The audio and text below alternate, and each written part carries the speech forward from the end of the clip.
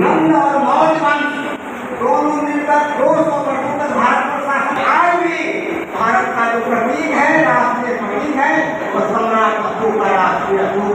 समारोह के अध्यक्ष जी एवं हम लोगों के बीच उपस्थित गरीबों के लाल, गुदरी के लाल, मिथिलांचल ही नहीं पूरे बिहार नहीं पूरे भारत में अपना एक अलग स्थान और पहचान बनाने वाले माननीय नवनियुक्त प्रदेश अध्यक्ष मंगीलाल मंडल जी एवं पूर्व केंद्रीय मंत्री अली अशरफ थानवी साहब, राघवेंद्र कुशवाहा जी, रेणु कुशवाहा जी, विजय जी और जयंत जी को मिथिलांचल के इस पवित्र धरती जयनगर के पावन तट पर हार्दिक अभिनंदन और क्रांतिकारी स्वागत करता हूँ।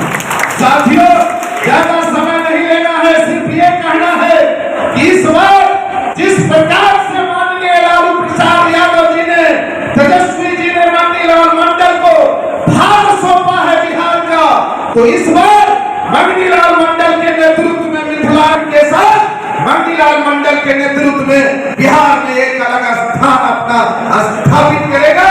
इन्हीं शब्दों के साथ फिर इस धरती पर उनका क्रांतिकारी और अभिनंदन करता हूँ। जय राधा।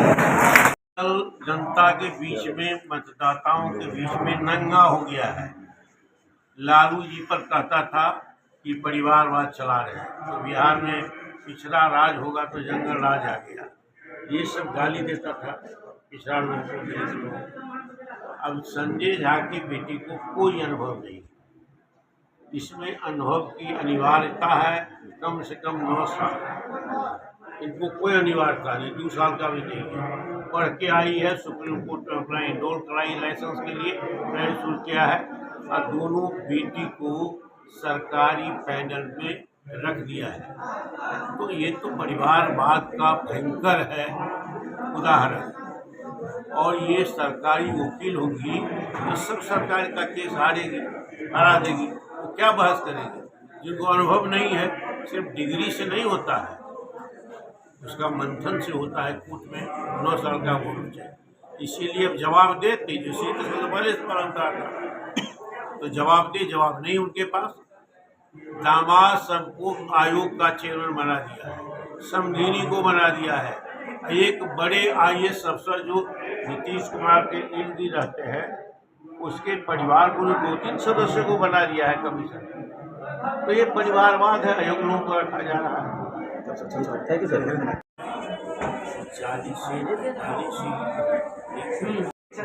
का बेटे का प्रदेश अध्यक्ष का मायना रखता है पार्टी के लिए।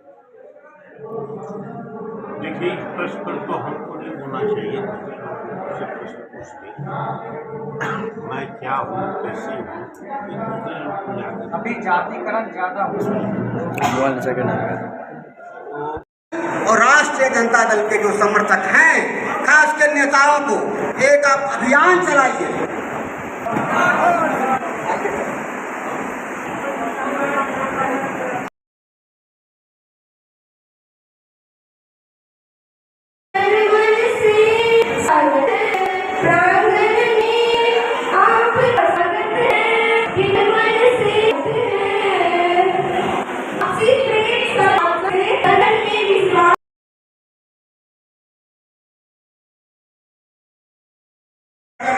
मैं अपना वक्तव्य समाप्त करता हूँ। जय हिंद, जय भारत, जय मनोज वर्मा भाई। लीजिए, आपको जल्दी जल्दी एक मिनट करके बुलाइए। मित्रों, बिना भूमि के 2 मिनट बाद समाप्त करना चाहूँगा। इस विषय में जो भी पता है उसको हम लोग अपना टीचर समझे, शिक्षक समझे, और जो यहाँ ऑडियंस में लोग बैठे हैं वो आपको छात्र समझे। चाहता हूँ जो भी लोग आए हैं, जो विद्वान लोग हैं, हम सुनने के लिए आए हैं और इस नार को सीखो ही रहने दीजिए। और मैं आग्रह करूँगा कि जो विषय वस्तु है, मैं तब से देख रहे हैं, लगातार नोट बना रहे हैं, तो हमको बड़ा जिज्ञासा है, जिज्ञासा से ये सब सुनने के लिए। तो मैं चाहूँगा कि 2-3 जैसे अभी आरक्षण के लिए है, सब लोग किसी को आरक्षण है, लेकिन बड़ी चालाकी से आरक्षण कैसे किया जा रहा है, इस बात को बारीकी को समझना है। एक तो सबसे पहले कि क्षेत्र को निजीकरण किया जा रहा है, पब्लिक सेक्टर को, सरकारी उपक्रम को निजी क्षेत्र में दिया। अब निजी क्षेत्र में तो प्रश्न तो होगा नहीं, अभी देश एक अमला गैराज बन रहा है, ये आरके कंस्ट्रक्शन कंपनी मिला है, ठेकेदारी मिला है, 20,000 एम्प्लॉई इसके पास है और उसका सैलरी जो है बिहार सरकार का जो सबसे न्यूनतम 7,000 रुपया मिलता है, उससे कई गुना जो अपनी को देता है, तो कोई आरक्षण नहीं। तो सरकारी को निजीकरण किया है, एक रास्ता है आरक्षण से वंचित करने का। दूसरा ये है कि अगर 4 वाला आरक्षण 5 सीट का आरक्षण होता है और 4 सीट का आरक्षण नहीं होता है, तो हम 4 सीट बड़ी वैकेंसी पर हम वैकेंसी निकाल दिए, चारों जनरल हम भर लिए, और जब ये चारों खत्म हो गया तब फिर हम 4 सीट के लिए वैकेंसी निकाली। इस तरह से भारत सरकार बड़ी चालाकी से रिजर्वेशन को खत्म करने पर तुला हुआ है। अभी मेरा एक जो जवाब किया दिल्ली यूनिवर्सिटी में नॉर्थ कैंपस में पढ़ता है, हंसराज कॉलेज का छात्र है वो, और वह बड़ी बारीकी से बताया कि वहाँ किस तरह संघीय कॉलेज के अंदर घुसपैठ करके आरक्षण को खत्म करने पर तुला। दूसरी बात मैं कहना चाहूँगा, इस देश के सत्तासीन को यह मालूम है कि ओबीसी की कितनी ताकत है, दलितों की कितनी ताकत है, अति पिछड़ों की कितनी ताकत है। इसलिए जब भी प्रधानमंत्री कहीं गए हैं तो वो उनको कहना पड़ा कि हम भी, जबकि लोग ओबीसी में नहीं आते हैं, उनका जो कैटेगरी है वो जनरल कैटेगरी है, सिर्फ मोदी और पंसारी को ओबीसी कैटेगरी में रख करके और उनको आरक्षण का लाभ दिया गया ताकि वो देश को बता सके कि आज ओबीसी प्रधानमंत्री बैठा हुआ है, जबकि 10% सवर्णों की आबादी के 10% को उसको आरक्षण दिया जा रहा है। वो बड़ी चालाकी से केंद्र सरकार पिछड़ों को, अति पिछड़ों को, दलितों को जो आरक्षण दिया जा रहा है, वो जो वक्ता है, जो विद्वान लोग सब हैं, तो समाजवाद की धरती से समाजवाद को काट कर करके जब आए हुए हैं उन लोगों को पढ़ाने के लिए, तो मैं चाहूँगा कि उनकी बात को हम लोग सुने और बेहतर से बेहतर हम लोगों को ज्ञान मिले। इसके आशा और विश्वास के साथ मैं अपनी बात खत्म करता हूँ। धन्यवाद।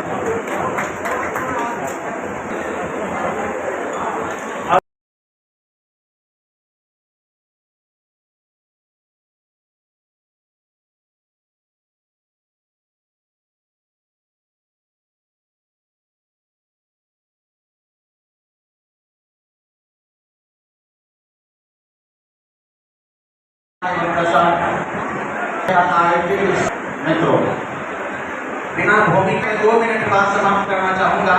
इस विषय में जो भी पढ़ता है उसको हम लोग अपना टीचर समझे, शिक्षक समझे, और जो यहाँ ऑडियंस में लोग बैठे हैं वो आपको छात्र समझे। चाहता हूँ जो भी लोग आए हैं, जो विद्वान लोग हैं, हम सुनने के लिए आए हैं और इस नार को सीखो ही रहने दीजिए। और मैं आग्रह करूँगा कि जो विषय वस्तु है, मैं तब से देख रहे हैं, लगातार नोट बना रहे हैं, तो हमको बड़ा जिज्ञासा है कि से ये सब सुनने के लिए, तो मैं चाहूँगा कि 2-3 जैसे अभी आरक्षण के लिए है, सब लोग किसी को आरक्षण है, लेकिन बड़ी चालाकी से आरक्षण कैसे किया जा रहा है, इस बात को बारीकी को समझना है। एक तो सबसे पहले कि क्षेत्र को निजीकरण किया जा रहा है, पब्लिक सेक्टर को, सरकारी उपक्रम को निजी क्षेत्र में दिया। अब निजी क्षेत्र में तो प्रश्न तो होगा नहीं। अभी देश एक अमला गैराज बन रहा है, ये आरके कंस्ट्रक्शन कंपनी मिला है, ठेकेदारी मिला है, 20,000 एम्प्लॉई इसके पास है और उसका सैलरी जो है बिहार सरकार का जो सबसे न्यूनतम 7,000 रुपया मिलता है, उससे कई गुना जो अपनी को देता है, तो कोई आरक्षण नहीं। तो सरकारी को निजीकरण किया है, एक रास्ता है आरक्षण से वंचित करने का। दूसरा ये है कि अगर 4 वाला आरक्षण 5 सीट का आरक्षण होता है और 4 सीट का आरक्षण नहीं होता है, तो हम 4 सीट बड़ी वैकेंसी पर हम वैकेंसी निकाल दिए, चारों जनरल हम भर लिए, और जब ये चारों खत्म हो गया तब फिर हम 4 सीट के लिए वैकेंसी निकाली। इस तरह से भारत सरकार बड़ी चालाकी से रिजर्वेशन को खत्म करने पर तुला हुआ है। अभी मेरा एक जो जवाब किया दिल्ली यूनिवर्सिटी में नॉर्थ कैंपस में पढ़ता है, हंसराज कॉलेज का छात्र है वो, और वह बड़ी बारीकी से बताया कि वहाँ किस तरह संघीय कॉलेज के अंदर घुसपैठ करके आरक्षण को खत्म करने पर तुला। दूसरी बात मैं कहना चाहूँगा, इस देश के सत्तासीन को यह मालूम है कि ओबीसी की कितनी ताकत है, दलित